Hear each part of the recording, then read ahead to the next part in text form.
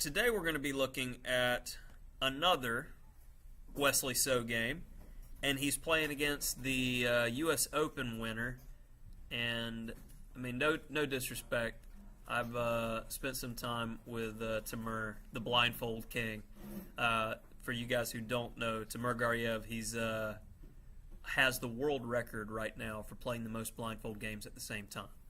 He's considered eccentric by some. I think he's just a mad genius.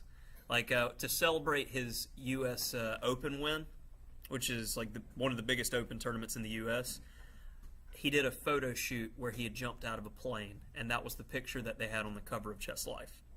So Gareyev's playing black, So's playing white. So needs no grandiose introduction. We know that he's a boss enough to kick the crap out of me. So let's go ahead and get started. And it's not the opening that I found so impressive with this game, because we get a standard like Bogo Indian, and Timur plays this sideline with A5. I mean, it's a game. Castles, B6. There's no useful discoveries with the knight, so just castles. And the development's not completely natural. I mean, black could play bishop b7 and eventually play like d6, knight bd7, trade off the bishop on b4 on d2. Because if you play d6 too quick, you worry that he goes like bishop g5, and then your bishop's stuck. So you want to trade this off at the right moment. That's just one of the themes of the Bogo Indian. So knight e5, he's hitting the rook on a8. Got to do something about that. Logical. He takes here, which I found interesting because normally you don't want to take, because that's going to give that rook an open file. But then I understood after So's next move with queen a4 that the rook being on a7 is a liability. That's why he was able to capture there. And we're probably already in a position that hasn't been played before, but I feel like logically from the resulting positions, So's got a little bit of pull here. It's not easy to develop all of black's pieces. So he goes c5, a3, and if my a-pawn doesn't exist, my rook and queen are both going to be able to continue to add pressure along the a-file. Takes with the knight. And white really has not had to do anything, and it already feels like black's position is a bit awkward and even kill. And I can tell you from personal experience playing against So, I didn't feel like at any point in time I could mix it up or do anything. And I feel like this is another one of those cases. And Timur was able to equalize, but it's just ridiculous to me the level of accuracy So played with in this game. So after d5, the natural freeing move, e4, tries to shut it down. And if this b-pawn did not exist, say I just like kind of take it off the screen or hide it by doing that, white would be completely busted, because the plan black would have is to trade down pretty much all the minor pieces, and that protected past d-pawn is going to be a winner in every endgame. It's all about the timing of when you push it to win. But since he has this b-pawn, it's all about the moment to play b4 to undermine the pawn chain to make that pawn weaker so it will fall. There we see b4 being the plan. And hopefully, like, I'm trying to go slower. I'm trying to point out just what the moves are doing as we're going today to understand what the plans are and what's happening. I may get to a point where I can't explain it because, you know, they're better than me, but, you know, I'll try. So, knight fd7. We couldn't move the other knight, which would be more natural because, obviously, it would hang a bishop. And he's looking to try to get his knight to c5 if takes back immediately because it tempos the queen. So first he clips. And in this case, you can't take back with a knight still. If you take back with a rook, then the c-pawn's going to fall for free. So that leaves the forcing move. Queen takes because all other captures are bad. White takes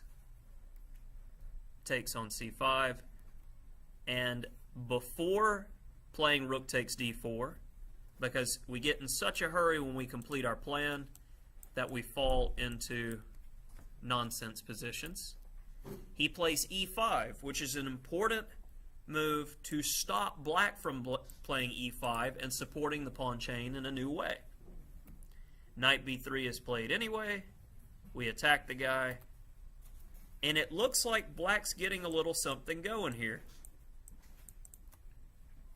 But of course, we're attacking this guy. So you can have all three coordinated doing great things, but as long as I've got one to take back. So bishop f1.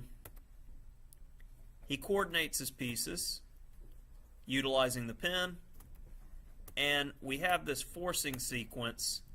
And once we reach this position, notice this move 26. And I gave you guys a little preface before the video started that at the U.S. Championship, they use the Sophia rule, meaning that you cannot agree to a draw before move 30. It's move 26, and probably at this point, So was going like, all right, symmetrical pawn structure, equal pawns, we both have a knight and rook, I'm going to make it to move 30, offer a draw. So he's just making some moves. Knight b3, knight c3, king g2. But then this move happens. And this is one of those things that will just go to show you that a minute change creating an imbalance can create winning chances for somebody who is razor sharp accurately. Like, if we ask what's the best way to continue here, honestly, doing absolutely nothing is probably the best way to go. You can even envision a scenario. I'm pretty sure I can play g6 and get away with it. Because the best it's going to happen is this pawn makes it to f4, and the c3 knight makes it to f6. My king's going to chill on g7, and I'm going to go back and forth on the back rank with my rook. I'm going to force him to push all of his pawns up, and I'm just going to trade equally. Passive defense, and you're probably okay, because white has that teensy bit of space. Timur felt the need to do something. Now it's going to be interesting to see. So uses a great philosophy in chess here. If you don't feel like you can lose, play on. He doesn't feel like he can lose here, so he keeps playing chess. And this still looks very drawish, and I can understand why Timur went into this. I'm not sure what the time situation was in the game. You can look it up on the St. Louis Chess Club website. Rook d7, attacking the knight. You don't want to play e5, because then it would be out of the protection of the rook, and then it's going to get weaker. So bring the knight back where it's all defended. Tickle the rook. He runs away. Tickle the pawn. Passive rook. I got to get your knight to go away so my rook can potentially attack the e-pawn. Get out of check. Move my king up, not towards the back rank because it's closer to the action. f4, making sure that if he pushes the pawn, I'm going to be able to push the pawn and it's going to be isolated and weak.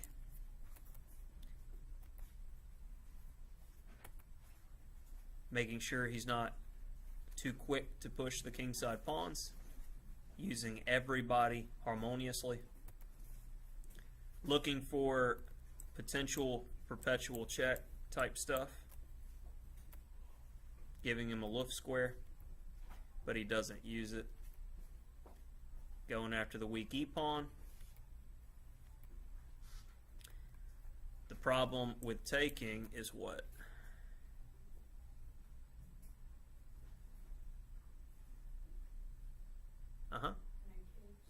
And then rook takes.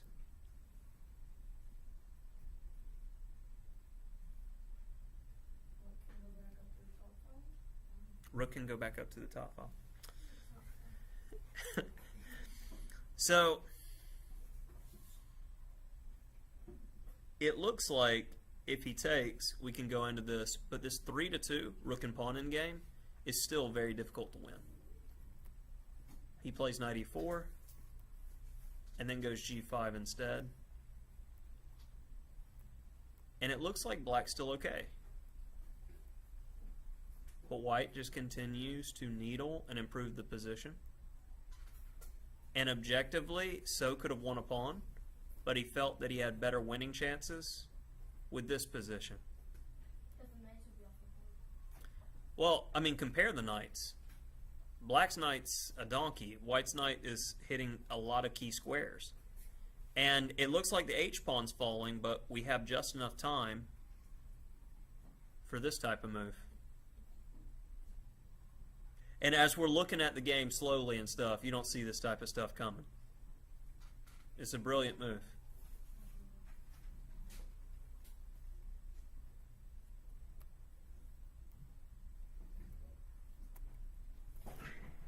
And it just all falls apart for him, yeah? So the main thing in this position after knight f6 is what happens if pawn takes? What's the variation?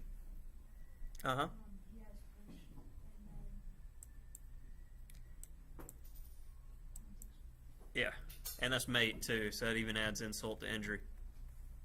So this knight f6 move was absolutely brilliant by So, and then he cleans up in this rook and pawn game in a very nice manner, because then we get to what looks like a drawn rook and pawn endgame, because he's got the fortress. But the rule is the pawn typically needs to be a knight pawn, and it has to be on its starting square, and the rook has to be protected by the knight pawn, and the king is going to dance around the pawn. That's a draw. With the pawn advanced one square and in the center, the queen can force the king away from the pawn and then win it. So then he repeats this process with queen and rook versus king. And So's technique, I mean, I would go slower here and explain it, but I don't understand it. I've never studied this in game fully enough. I would say this is up there like 2400 level plus technique to do this like perfectly. He gets him on the back rank and then mates him. So he just worked him on the clock and kept needling away until he won the game. So it was excellent in-game technique by So. Something can be said for that.